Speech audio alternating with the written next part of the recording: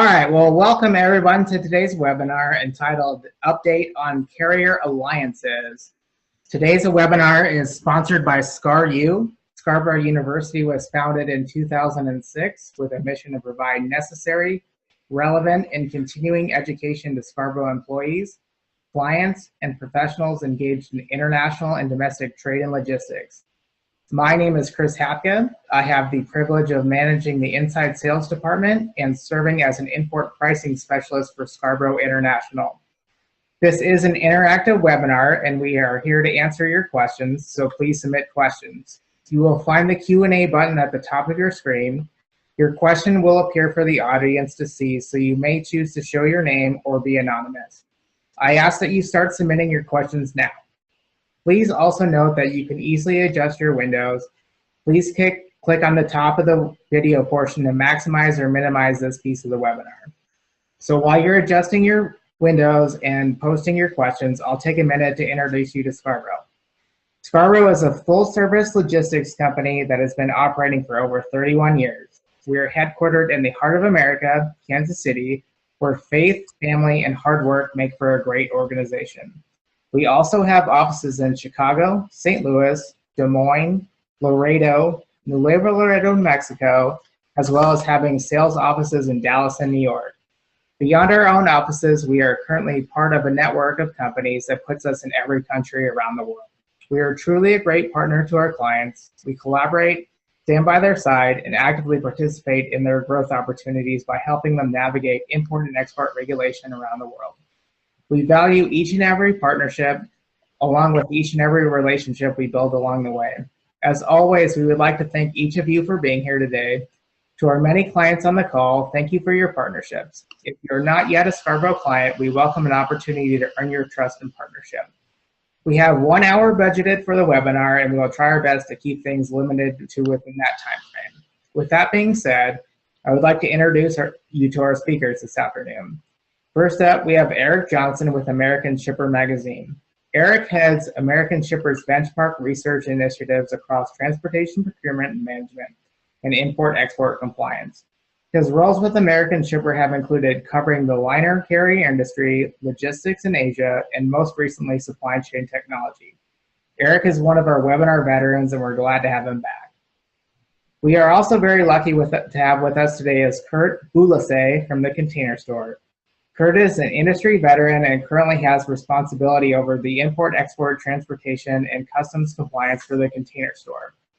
Prior to joining the Container Store in May of 2010, Kurt served as Customs Compliance Manager for Zales Corporation. Kurt has 15 years of retail industry experience, which began with consumer goods.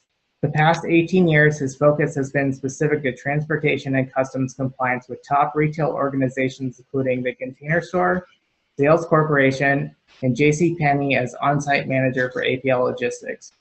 Kurt has a lot of insight on carrier alliances in the shipping industry in general from a BCO's perspective. I'm actually personally excited about listening to Eric and Kurt and learning more from them after getting to pick their brains a little bit earlier this week. So without further ado, let's get started. Before getting into where the alliances stand as of today, we wanted to touch a little bit on their history and why they formed in general. In general terms, alliances came to be because of the rush of supersized ships into the marketplace. About a decade ago, Maersk really kicked off the trend and began to order several of the mega ships, or what people are now calling the mega ships. What this did was provide Maersk with a major competitive advantage once these vessels were put to sea.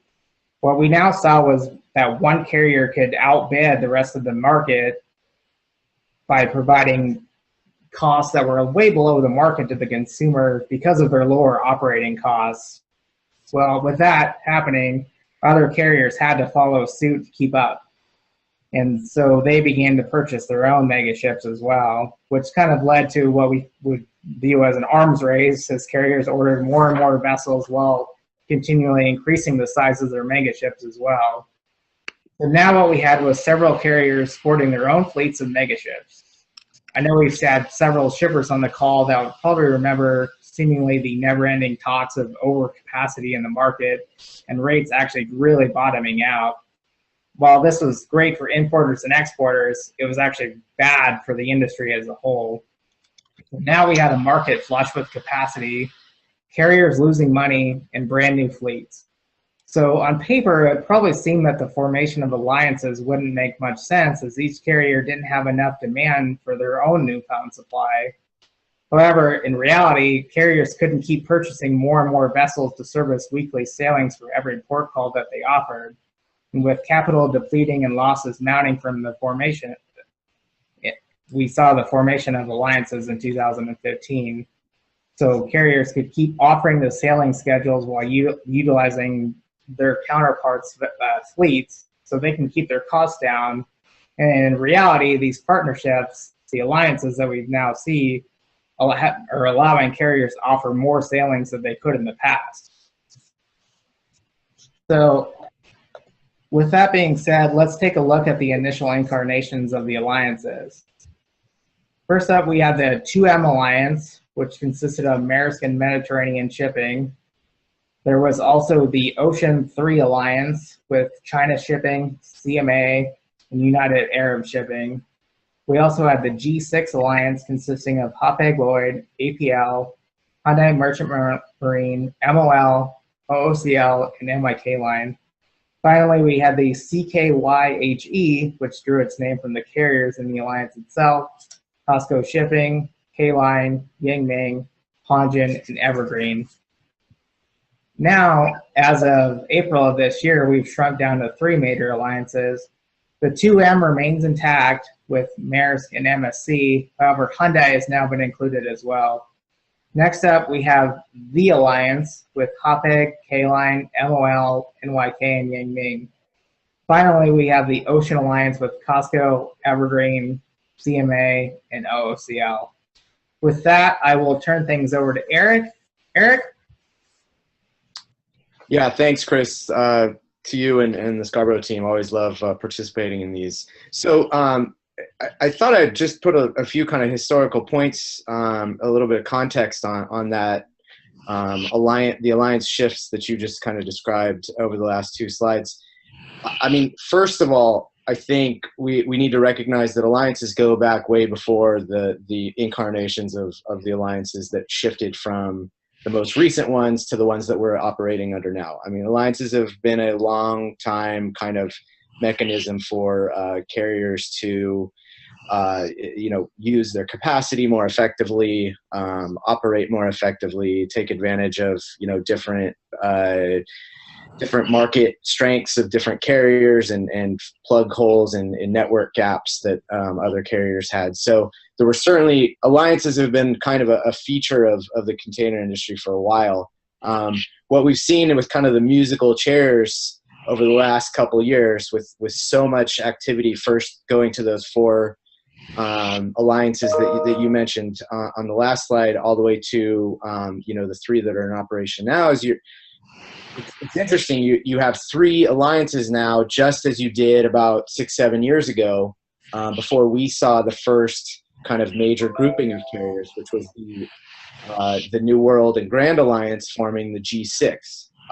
So in a sense, we were at 3 major alliances back then. We're at 3 major alliances now, but the makeup of those alliances are so different. You have fewer independent lines. You have much bigger alliances now led by the biggest lines in the world that previously used to operate independently. And instead of those alliances forming to kind of keep up with the biggest carriers, now you have alliances sort of serving as the vehicle for everyone to survive those, kind of difficult economic conditions and supply side conditions that you had just mentioned, Chris.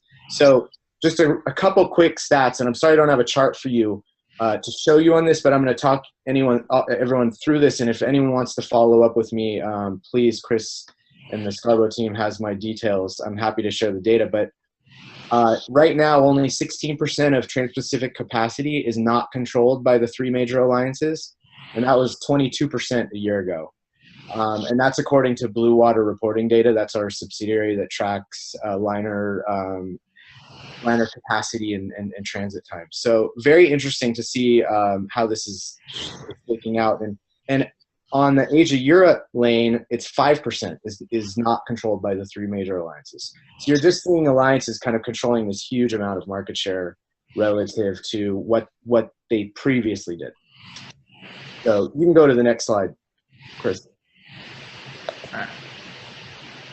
So we, at American Shipper, we do a fair amount of research, and one of the surveys that we did in the second quarter, kind of just as these new alliances were taking shape in April, was to ask people what they thought of the alliances. How were they impacting their operations? How did they expect them to impact their operations? And one of the questions we asked was, what did people foresee as the most substantial issue with these new alliances? And we asked them to pick one, the most pressing issue. I think if we had asked them to select all, probably all of these would be, in the 70s, 60s to 70s, I'm sure. But it's interesting to see that rolled cargo, obviously, as capacity tightens, that always becomes an issue. And I think there's definitely a concern about, fewer carriers in operation, not just because of the alliances, but because of acquisitions and of course, the Hanjin situation last year. I think the second one, lack of product diversification, is also very relevant to what's going on with the alliances and that those things I just mentioned. You have fewer and fewer choices. That gives shippers not only fewer kind of competitive options to play against one another, but also just fewer choices. So, we've all seen in various walks of life, the fewer choices you have, the more constrained or hamstrung you feel by those choices. So, and then port congestion, I think, is another big worry for carriers, which I'm sure we're going to explore later in this discussion. But, we're going to start to see, and I have some data on this that I'll talk about, but you start to see fewer carriers on larger vessels. That tends to create bunching in terminals that can create some pretty crippling congestion if the terminals are not ready for that. So I think these would have been the things that we would have expected shippers to be worried about. And just for context, this was about 80 people responded, the bulk of which were shippers or forwarders / NVOs. So next slide, Chris. So we asked a very simple question, and you can we sort of left it up to people's interpretation how they wanted to interpret this, but we were asking, will alliances save the industry money? Basically, is it going to create better operating costs for carriers? And alternatively, if you're a shipper, are you worried that your rates are going to go up? And I think there's definitely a worry right now. Now, bear in mind, this is not have your rates gone up or have the alliances saved you money. This is, do you expect them to save you money? So I think the expectation going into these changes was that no, they're not going to be a mechanism for shippers to save money. And maybe that's understandable given the how low freight rates have been over the last few years. That I don't know if any shipper would expect any sort of change that the carriers are going to make to save them money. I think it's all about kind of getting carrier profitability back up to a sustainable level. Next slide. So you're going to see a theme here with this slide and the next slide about kind of a negative perception of these alliances. And I think more than negative, it's probably just kind of more around trepidation and concern about how this is all going to play out. But we asked again, are the alliances going to improve service? And Chris touched upon it, and I'm sure Kirk will also touch upon it. But the theoretical argument for alliances is they provide, they could provide better service. They allow carriers, a single carrier, to offer more port coverage, more port pairs, participation in a trade lane that maybe they didn't have any exposure to before, keeps them from having to have a sales office maybe in a lane.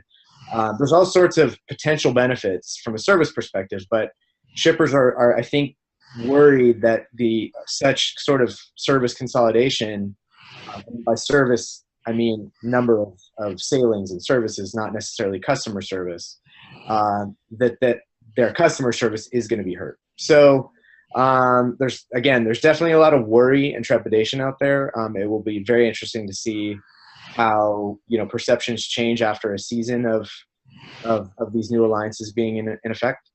You can move to the next slide, Chris. And so this is kind of the third part of the worry trilogy. We asked, do they expect any problems? And again, we left this open, pretty open-ended. You know, these problems can be any of those things that were mentioned in the first chart that I showed. They could be, you know, very kind of micro problems that are related to each respondent's specific supply chain.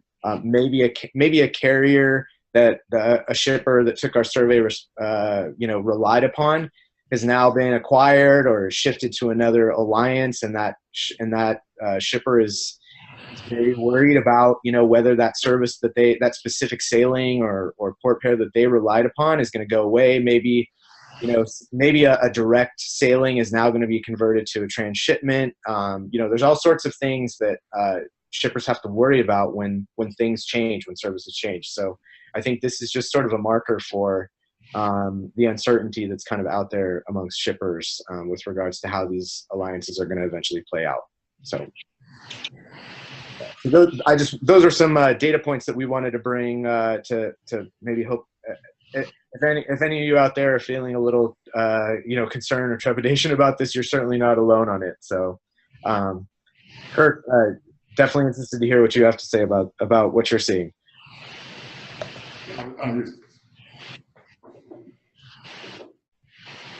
What I'm seeing for my part here, and thank you so much, Chris and Eric, for having me be a part of this discussion. And from a BCO standpoint, here at the Container Store, we are in Coppell, Texas, and outside of the suburbs of Dallas. And from our perspective, the Container Store is in a consumption area. And what I mean by that is that there's really not a manufacturing place location here in the Dallas area. And so we have one DC facility here in this area. It's a little over 1 million square feet. But also the Container Store is under a consortium of opcos under the Leonard Green Partners, LGP. We handle summits, logistics summits. And when we go into the ocean bid, we go in as a consumption. And it consists of like 6 or 7 different big retailers. And we leverage the volume as a whole. So we get a lot of different perspective from a BCO standpoint on what's going on there in the trade with all the ocean carriers. For example, under our consortium, we have a big retailer like Joann's. We have BJ's on the East Coast. We have Petco. We have J. Crew from a parcel standpoint. We have Lucky Brand from another retail store. And then, of course, we have the Container Store, and there's a host of other ones. So we leverage our... Hey, Kurt, sorry to jump in real quick. We've been getting some notes that it's a little bit hard to hear you. So could you turn your volume up or get a little bit closer to the microphone? Sure. Thank you. So from a volume standpoint, we go into our ocean bid. We're roughly about 20,000 ELFs of containers annually. And so we bring most of our cargo in through the West Coast. And as you mentioned earlier, Eric, about congestions and services, we are definitely seeing that, even though that the carriers are bringing in larger vessels through the alliance. But we're also seeing from the side of space restraints and being left. So from my understanding that there's a roughly 13,000 TEUs vessels that's coming in on to the West Coast. And that's nearly double of the volume of big containers vessels that's coming in onto the West Coast. You know, we went from 21 vessels from previous time until May 1st when the alliances just really kind of got up and running. And I know that the ports in Asia are seeing increase in volume. And some of those ports are struggling with capacity, like Qingdao, Shanghai, Ningbo. They all are experiencing congestion because of the big ships that's coming in there. And they're calling in fewer direct port pairs because of their new alliances as well. So right now we're seeing a lot of space restraints, even though we do this alliance agreement that's in place and they have more streams, they have bigger vessels that's coming in on the West Coast right now. But for whatever reason, we're seeing capacity restraints. I'm even hearing some of the carriers are also saying they're ready to charge BCOs, shippers, for phantom bookings. They make bookings, but they don't have a book to move the cargo on it. HIPEG just announced that recently. CMA has announced that as well. And you're going to see more of that. And I think that's kind of like the second and third effect of the space and the alliances as a whole, as a result of that. And so one of the things that we do in our contract, we diversify our portfolio. So all those operating companies that I mentioned earlier have different peak seasons. And from a carrier's perspective, that's pretty good because it's consistent volume. Here at the Container Store, we don't have the traditional retail peak as you would see at, say, at a Walmart or Toys R Us. We have our peak season is more after the fact. It's when you kind of do it yourself projects, when you're at home and the weather is inclement weather outside and you want to do these projects and stuff like that. You want to redo your garage, you want to redo your closet, you want to redo your kitchen. That's when we're our peak. Our peak is really start in November, December, and January is when I peak. Across the portfolio, you have the BJs, which is very similar to Costco and Home Depots and those type of guys. They have their regular peak season. So in that, we was able to diversify our portfolio, and it becomes very attractive from a carrier perspective because it's a consistent volume. When we're low, other portfolio within that consortium is up. And when they're down, we're up. And so it really helped us leverage the relationship that we have, and it brings in our volume to our VIP type of status with the carriers. And also we have joiners agreements with our carriers. And so what that means with the joiners agreement, we have MQC requirements for each of the carriers. And all our named operating companies are listed under the joint contract, but it helps us to leverage the relationship and leverage the volume, and we can provide the right lift with the carrier as needed. One of the things that we have done successfully here at the Container Store is we started a quarterly business review with each of the carriers, and we list certain KPIs. One of the major KPIs that we have with each of the carrier is booking. Our thing is that if a carrier accepts our booking, we expect them to honor that booking and to get on an intended vessel. So what does that really mean? So we give them a forecast, a rolling 4 to 6 week forecast to make sure that the carrier have space allocation and that we're committed to on this particular week from this particular port pair that we're going to give them X amount of boxes and that we expect them to be on the vessel. And that's been very helpful for us to make sure that we get on the vessel. One of the slide that you mentioned about roll, we have a very, very low roll percent of our cargo get rolled here at the Container Store. And it's because of the forecasting that we provide each of the carriers. And also as a result of the KPIs that we set forth and hosting our QBRs. But the carriers right now are really scrambling because of the alliance, the alliance that's formulated, and where they were the vessels on certain streams where traditionally they'll fill 60% of the vessels filled with the BCO cargo. You know, you have 20% of that, 30% of that is with NVOCC, and 10% is either empties or some of the other type of equipment that they're moving. And now with this alliances, these vessels are really full. And I don't know it's because the economy is picking up that these vessels are full, but we're seeing a spike in capacity. And what we're doing here is that we have a 2 weeks booking requirement with each of our vendors, and we tell them to book 2 weeks in advance, and we adhere to that, and we keep track of those bookings and making sure that what we're forecasting to the carriers and that we're holding our vendors and our vendor community to those requirements of that ship windows to make sure that we get the necessary lift. And then we diversify. We diversify by having a primary carrier, a secondary carrier, and even sometimes a third carrier, depends upon the lane. We know that Shanghai is a big one for us, Vientiane, and we're seeing a huge surge out of Vietnam right now. Vietnam, because a lot of sourcing is shifted from China to Vietnam. And so Vietnam has become a location where that is really, space become really tight. And so what we did on that is look and see who has the strengths, who owns the assets. For the container store, one of the things that we approach it from the standpoint of saying, which of the alliances that we wanted to be in? Did we want to be in the 2M? Did we want to be in the Ocean Alliance? Or do we want to be in the Alliance? And our approach was, let's diversify between all three of those alliances as a whole.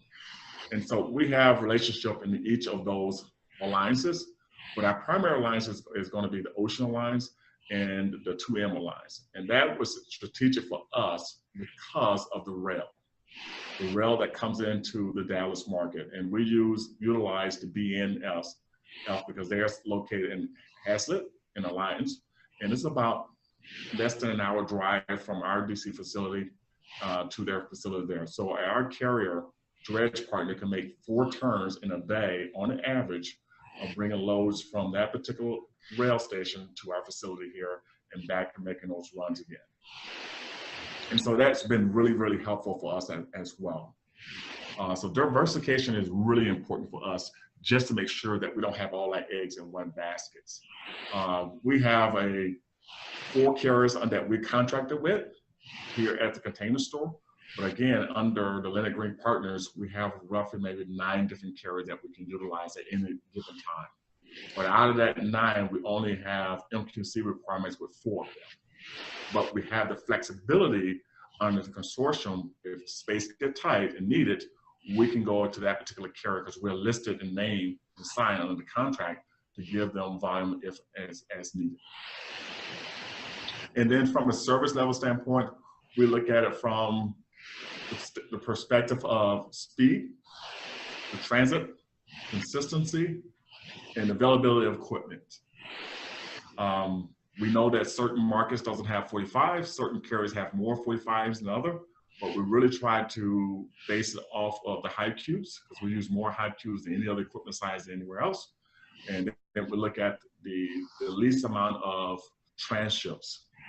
And right now there was a question I seen that someone asked about transship location. Transship locations is one of the things that we try to avoid at all costs because we know that certain carriers have more transships than others. But each of the carriers has a requirement in their vessel rotation on a stream that calls a certain amount of days. So if you're coming from Taiwan, you probably have a transship, and some alliance has a direct port call, just like OOCL has a direct call from Kaohsiung all the way into LA. And we look at those because then we are more acceptable of our cargo getting on the vessel than anything else. And we have enough volume, that commitment with that particular carrier to make sure that it's consistent volume. So when they do their weekly forecast and allocation to their country manager, that they see container store boxes and they continue to have a flow of mixture of cargo that's coming from those ports. And that's been very, very helpful for us. And I can tell each and every one of you on this call is that it's all about relationship. You have to have the relationship with your NVOCC and also with the steamship line as a whole. Because at the end of the day, it's those guys and ladies that's going to go after bat for you when you need the space the most. Next slide.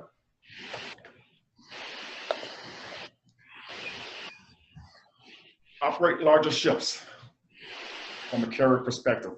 What we're seeing now from there is that the alliances has brought in, as I mentioned earlier, bigger vessels. They're not the mega ships, but they are the bigger vessels that's coming in onto the West Coast. I know that you've seen some information on the news about New York, New Jersey, raising the bridges and stuff, trying to get larger vessels on the East Coast. That's beginning to happen, and that's as a direct result of the alliance. Carriers are into this alliance to make money.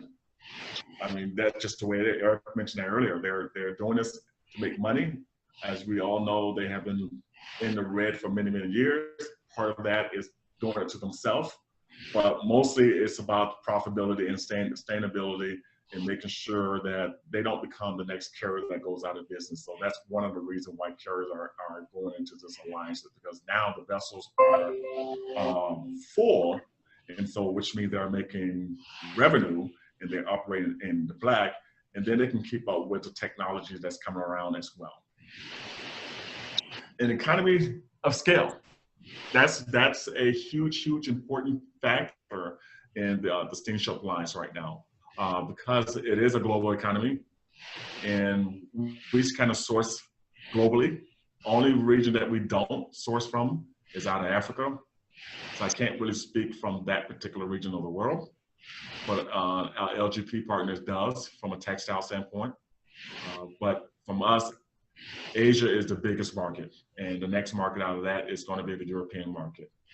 And you have to be able to be flexible and scale to the economy on the way that you source and the way that you select your carriers selections. We find ourselves with the bigger carriers than we are with the smaller niche carriers like ZIM lines. They're a great carrier, but it just doesn't fit our needs, because Zimline does not have the relationship to go inland into the Dallas market as someone like CMA does, and they have a better footprint and presence. And it's easier for us to have a global player that can service the European and the Asia for us than to have just someone that really is just a niche player. And so we decided just to diversify and get with someone who has a bigger scale for us. Other carriers improvement, e-commerce, automation, and operation improvement. That right there is, as I mentioned earlier, is part of our KPI. We have a TMS system here that we utilize at the Container Store, but it really is about our relationship with our freight forwarder who manage all our shipments on our behalf, and making sure that the EDI and capacity is all done through an automation part of that. And one of the other part that I didn't mention earlier, the second and third effect of this alliance is the rail and the chassis availability. One of the things that we saw earlier on with this alliance was that we went on to the 2Ms and the ocean lines, and both of those alliances into the Dallas come into the Dallas market.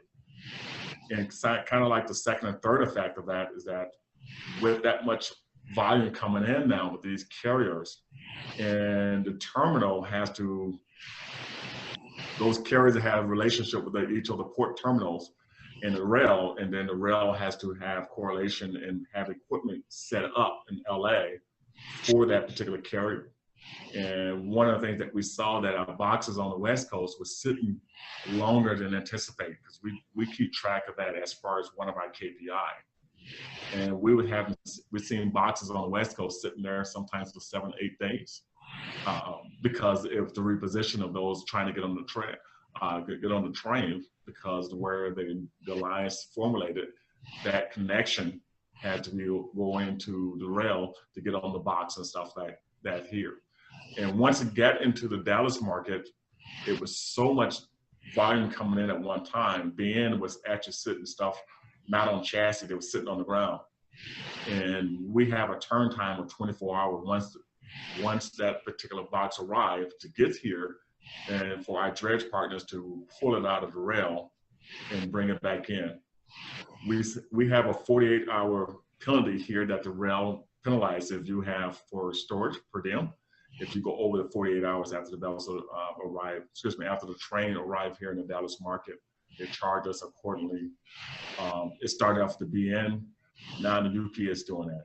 You know, they want their yard clean, and they want the chassis and stuff like that back as quickly as possible. And the next thing here we have is service level. Service level for us, we're seeing an improvement on the service level. Carriers are now tracking more of their time. They want to make sure that they adhere to their published transit time, and they're doing everything they can to stick to that, because that is a huge KPI, especially now when we have the age of consumer wanting their product sometimes in the same day. For example, you know, Amazon has that Prime, you can get it in a day or two, but more and more customers are wanting their product the same day. And retailers as ourselves realize that just-in-time methodology of shipping is critical to our operation, to our success. So service level of these carrier vessels being on time is absolutely critical for our business, because we time it from the time it needs to be in a store to meet sales at, and we back it out from there. And putting the transit time from Shanghai into LA, that 14, 16 days, that is critical. And we're looking to see where can we eat up or take away additional transit time. So we want to, if we can get a faster vessel, we want to move it on that without incurring additional costs, of course. And if someone has a capacity of being longer, 25, 30 days of going into LA, then that's for something we never want to use again. But we try to find the middle of the road as far as separate service level. And it's been very, very critical for our operation to make sure that we meet the expectation of the buyers and ultimately our consumers at the stores. Next slide. Terminal congestions. I spoke a little bit about that. I know LA has some terminal congestions. We all seen the congestion in Shanghai, and part of that was weather related, and also I believe a lot of that was due to the fact of the new alliance structure, and that's a lot of equipment, a lot of vessels trying to shuffle and adjust in a very, very short time. I'm happy to say now we don't see as much of those terminal congestions, but we did early on. Longer trucks. Touch on that. Okay. All right, turn that a little bit. Can you hear me? As far as there weren't really major problems. I know we probably don't have a lot that's running over Seattle, but they seem to have actually be hit hard by the change in vessel rotations, mostly because those vessels were calling into Seattle about a month later after that change had been made. So turnaround times in Seattle have actually been quite slow from what we've seen on this side. Okay. Yeah, I don't bring it up to the PMW. I pretty much kind of on board the PMW, but I do hear Port Rupa, they're seeing increase in volume up there as well. But we don't really go up that far up north because, again, we only have one DC here down in the Dallas area. Sure. But longer truck turn times. There are much, much longer truck times, as I mentioned earlier, because of equipment. And it's just having the truckers who normally can turn 4 runs in a day, being a chassis equipment shortage that we're seeing here out of the BN, it's taken them from normally can do 4 to now maybe doing 2 in a day. And I understand that's happening also in LA as well. They're having a longer truck times because, again, we have been bringing in these larger vessels, and the larger vessel has increased. It's almost double, as I said earlier. Intermodal train delays at on-dock rail and facilities. I hit on that earlier. Again, from LA perspective, we're seeing a lot of that. But I think the carriers are adjusting. This all happened fairly quick with these alliances that formulated. And so this is a huge organized chaos, I call it, as far as the steamship lines and equipment to get everything aligned and adjusted to meet our demands and keep our supply chains moving as smoothly as possible. But I think the carriers have it together. I think that now everything is in place. And I think after they have everything in place, one of the things that I believe is going to happen after that is they're going to start looking at our per diem, free times, and so forth and so on that. Chassis dislocation on the West Coast. I think they have location of the chassis. They move them. Some terminals have it at a different location where the truckers has to go to get the chassis at one location and then going over to another location to get the container. That's causing a lot of confusion. And I think they're working to get that resolved as well. And I could have sworn I saw something today, Chris and Eric, about a one-day lockout or something on the West Coast. I can't remember where I saw that, but it's planned for half a day. That should be coming up. And I can send you guys the email on that when I get off the call here. Intermodal relocation to new terminals, that's occurring.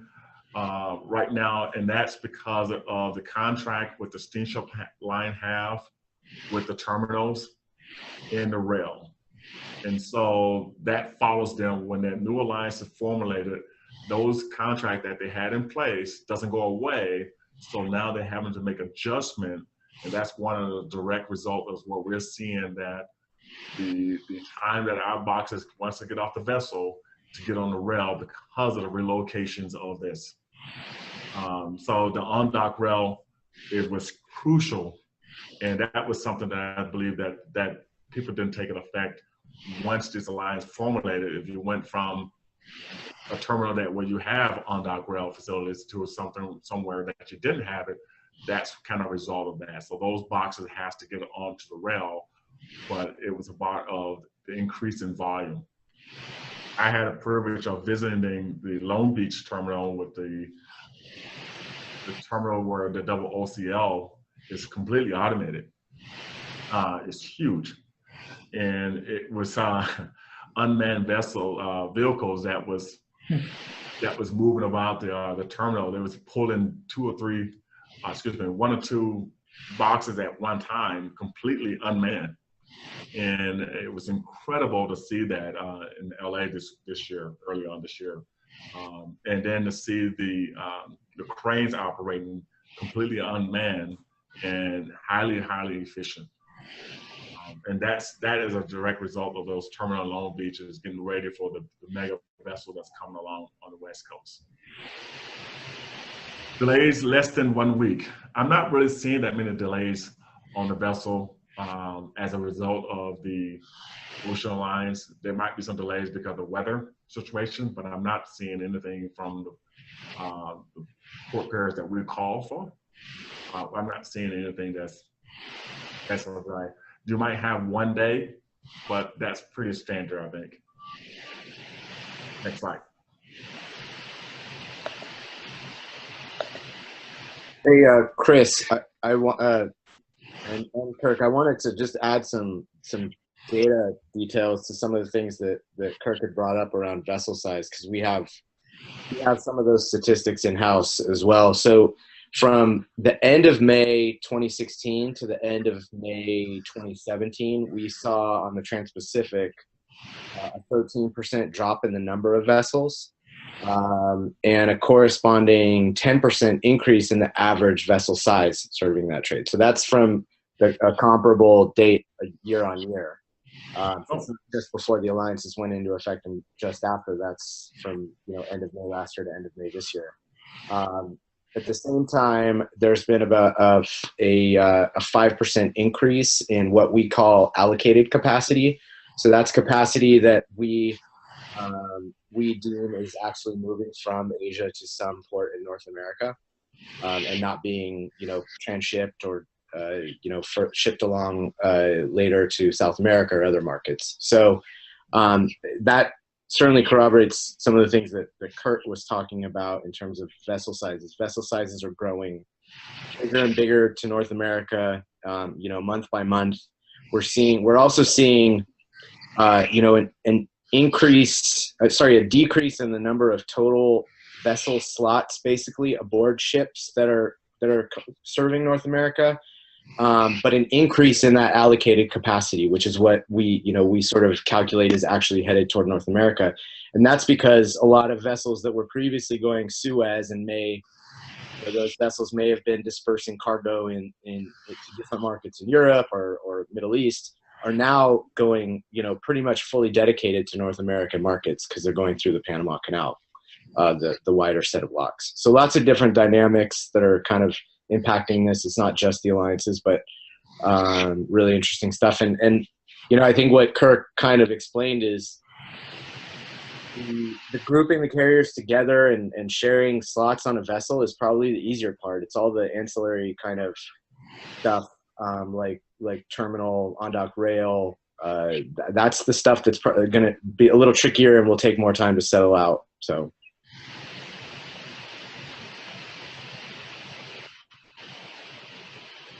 All right, guys. Well, unless you have anything else to add, we'll move into the Q&A session. We've already got some great questions. So if you want to get started with that portion. I will start it off here with one of the questions that has come in.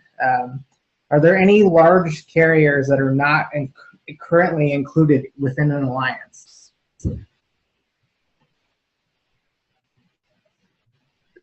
No.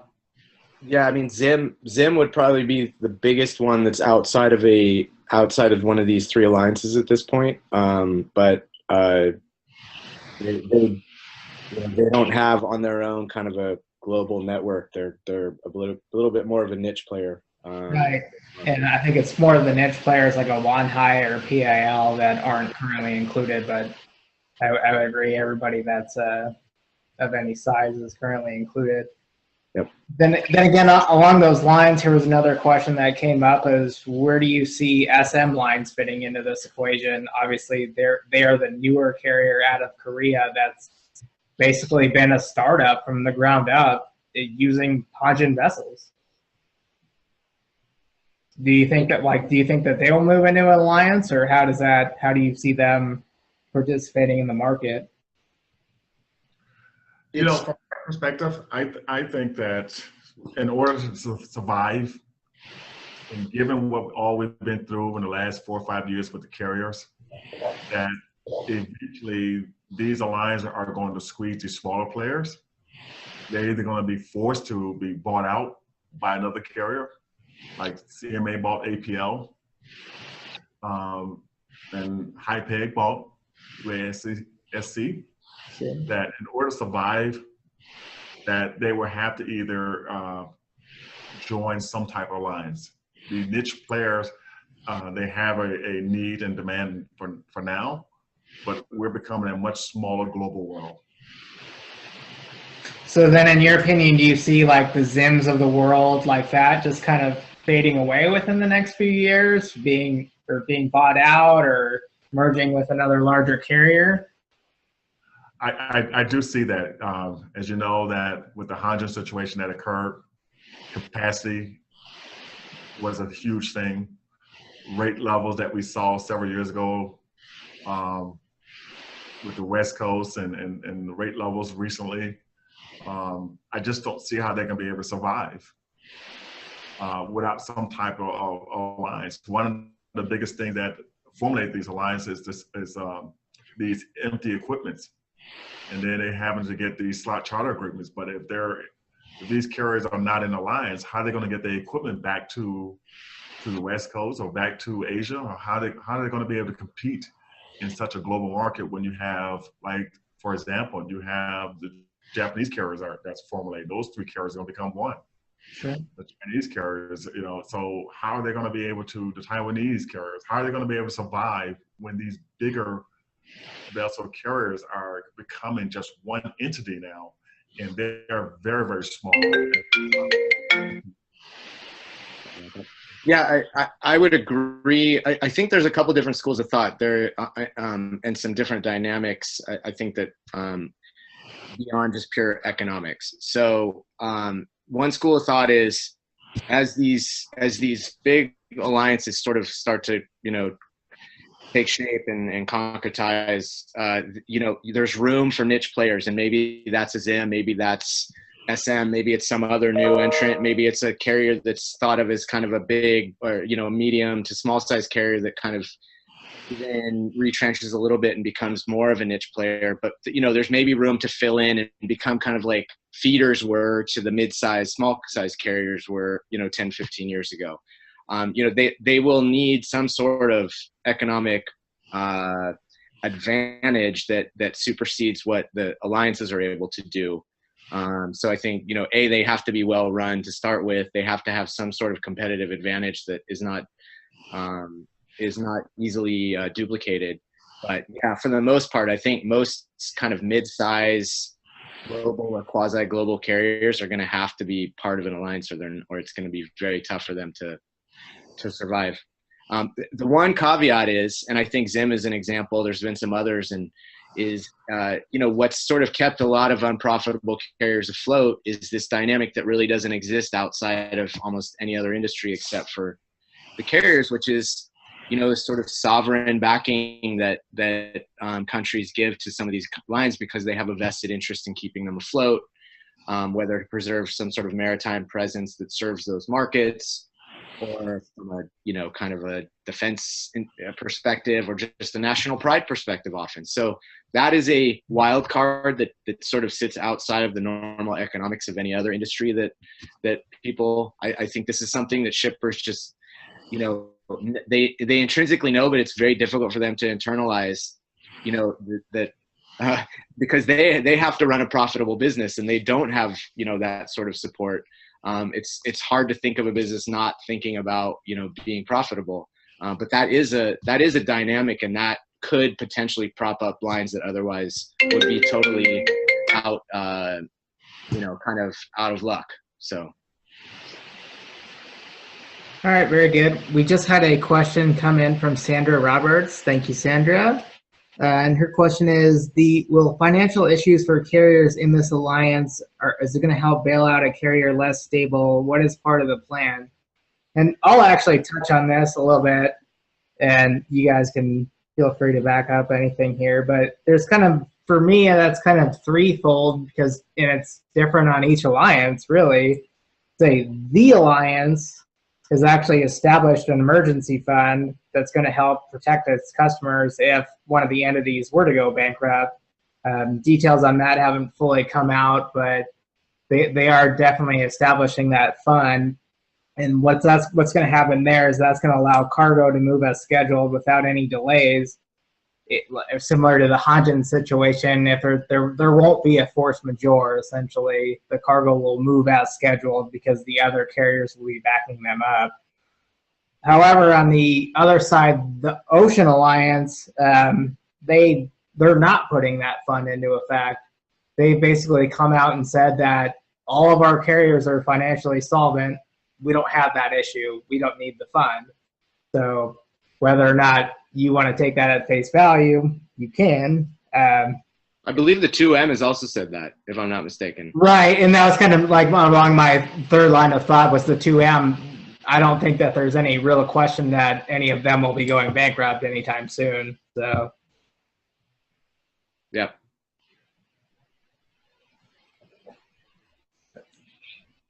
All right, so moving on, next question. What are the effects when ship lines switch alliances? What can shippers do to reduce supply chain disruptions caused by alliance changes? I know Kirk's touched on it a little bit, but if you want to add a little bit more to that. What are some of the effects that the shippers can do because as a result of the alliances? Yeah, and what can shippers do to reduce supply chain disruptions caused by alliance changes? Basic on that is to diversify.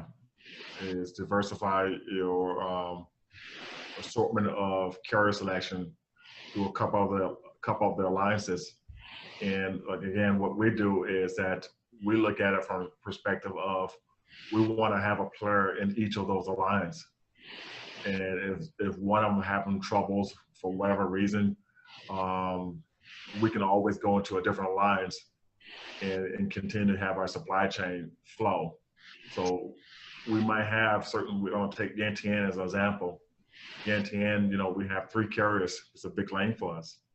But out of those 3 carriers, we have one in pretty much each of those alliances. Sure. And I would add from the NBO side or Scarborough's perspective, we partner with every carrier. So we're Scarborough or NBO or another NBO is within every alliance as well. So going along with what Kurt said, we have the ability to diversify. So if that issue does come up, we can get you in the right spot. Yeah, it's really critical to do your due diligence when you're doing your carrier selection, especially from a BCO standpoint, to look at the financial strength and health of that company when you're doing your vetting process of making sure that this is a carrier and they're going to have sustainability. And that was one of the stuff that we looked at, is that when you bid on these lanes, we're making sure that these rates that we're giving you are sustainable. And we know that the market goes ups and down, it fluctuates, but if we give you consistent volume, we're expecting to get on the vessel. So we don't want to go with the low bottom feeder rates and we also want to have the platinum Lexus rate as well. But we want to have sustainability rates where that these are the rates that we can live with, and then it affects our landed costs. But we can also go back to our buyers and our internal customers and say, I'm certain that our vessel, our product can get on the vessel at these rate levels. And that's something that we can sustain and live with. And it's a win for the carriers, and it's also a win for us as the importer of records. You know, if I can jump in on this diversification, I think diversification, you know, wasn't necessarily something that people had to necessarily think hard about before, because just like on the TP, you know, if there were 15 different carriers serving it, you know, there may have been 7 or 8 different sailings amongst those 15 different. Now you're starting to see fewer sailings, so it's really like diversification is not just making sure you're not overexposed to one alliance, or certainly not to one carrier, but not even one alliance. But it's also about, you know, the kind of the intangible service elements that you get from different carriers within those different alliances. I mean, we saw, for instance, the 2M alliance, the American MSC, a year ago, what we see is their capacity dedicated on the Trans-Pacific has gone up 44%. So they've certainly taken a bigger share of deployed capacity on the Trans-Pacific since these new alliances have taken place. So that means, to me, it's really hard to diversify from a sailing perspective. Diversification almost needs to include like service elements a little bit more, and start to, you know, make the carriers compete on those elements rather than, you know, a pure sailing kind of thing. So, or rates certainly, but I don't know if you agree with that, Kurt, but I got to imagine that's a bigger kind of differentiator now than with fewer sailings on bigger ships. Absolutely, absolutely. All right, still a lot of good questions coming in. We have one from Brian Bowren. He asks, can you elaborate on the possible fees for ghost bookings? Kurt, what are you seeing on those? Yes, I mentioned that earlier, that some of the carriers are looking to levy those fees. I don't think they're hitting here in the U.S. I think some of those are in different regions of the world for right now. But I think that's a direct result of the space restraints that we're seeing right now, and that it can go from anywhere from $50 to $100 or so for these bookings. I call them phantom bookings, right? Because it takes up a space. It's like I look at it from a travel agency, or you're trying to book something on the airlines, you know, and then you have this reserve, and then you don't ever get on it. You don't ever get on the plane someone else could have got on there if you would have had, you know, canceled that booking. So when I worked at the steamship lines, APL years ago, that was the biggest thing that they had always taught us, that go to your customers and let them know that if they make a booking, especially if you're making it 2 weeks in advance, if you're not going to utilize this space, release it, allow someone else to get it. And that's part of that partnership, that relationship. And that's what I was mentioning earlier, that it's so critical as a BCO, as an importer, that you formulate a partnership and you listen to the carriers and say, what can I do to help you be successful? You know, help me to help you, so to speak. And having that, your ears to what's going on within your supply chain is such a critical thing. And the sales rep in turn making sure that your particular cargo would get on the vessel, because you in turn allow them to either sometimes roll, because sometimes you don't need your cargo right away, or just slow it down. And you have the ability to slow things, you have the ability to expedite things, hot list things. And it's all about partnership. And I think as we move forward with these alliances and the way things are going global, it's picking the right partner for your company to making sure that your supply chain continue to flow. All right, I know that we're getting close to our deadline of 2:30 here, but we still have a few questions, so let's see if we can fit some of these in. Next question we have are the alliance considered an oligopoly, as it seems like there's really only 3 players in the game? I can take this one. At least to start. I mean, you could have considered even before all these alliance, even 6 years ago, you could have considered, the carrier industry to be somewhat of an oligopoly, just because, relative to like the truckload market or some other markets, they're service oriented. There's, relatively few players controlled by a lot of, by some major companies. I think the carriers would argue that, even though they're grouped into bigger kind of alliances and maybe fewer sailings on bigger ships, there's still, 12 different sales forces basically selling you, and that's not even counting NVOs like Scarborough, that there's 12 different sales forces out there selling you different products. So, if you view the sailing itself as sort of a part of this and not the end all, then, I think it's fair to say that it's not an oligopoly from that perspective. But. Right. And I would agree with you, Eric. From my perspective, being an economic or a guy with an economics background, I would say no. And a lot of that is because on paper, the carriers aren't allowed to collude. They can't share information. They can't share cargo. And in theory, they really can't share rates with the other members of that alliance either. So, like you said, they're operating independent sales forces. So, in that sense, no. Essentially, all that they're doing within those groups is leveraging their buying power with the terminal operators more than anything else, in my opinion. Mm-hmm.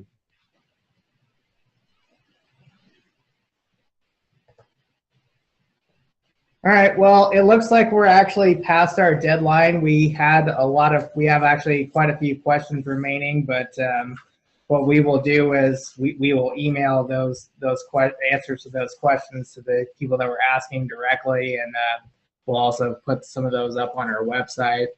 So with that, I wanted to just thank Eric and Kirk for joining us. A lot of good questions and great presentations. We're going to be posting a link to this video, and we'll break it down into the individual questions for ease of access.